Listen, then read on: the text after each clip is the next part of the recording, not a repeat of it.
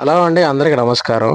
ఇప్పుడే వచ్చిన వార్త ఏందనంటే, 'ఐబొమ్మ రవి' అనే వ్యక్తి అసలు ఎందుకు ఈ పైరసీ సినిమాలను ఎంకరేజ్ చేస్తున్నాడనేది మనకి ఈ విషయం బయటకొచ్చింది.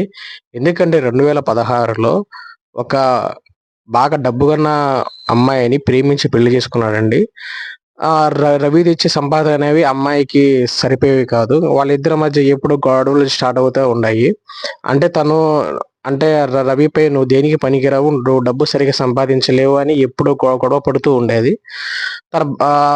తనతో పాటు అంటే తన భార్యతో పాటు తన అత్తమ్మ కూడా సేమ్ అలానే తిట్టేది. ఇంక విసుగు చెందిపోయిన రవి ఎలాగైనా డబ్బు సంపాదియాలని కసితో ఈ సైబర్ అంటే ఈ పైరసీ సినిమాలని ఎంకరేజ్ చేశాడు. అంటే దాదాపు 50,00,000 మంది డేటాను సైబర్ నేరగాళ్లకు అంటే గేమింగ్ ప్లాట్‌ఫార్మ్స్‌కి అమ్ముకొని 20,00,00,000 సంపాదించాడంట.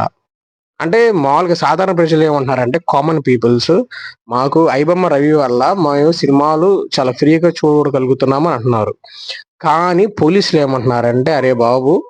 మీ డేటాను దొంగతనం చేసి వేరే వాళ్ళకి అమ్ముకుని సంపాదిస్తున్నాడురా" అని పోలీసులంటున్నారు.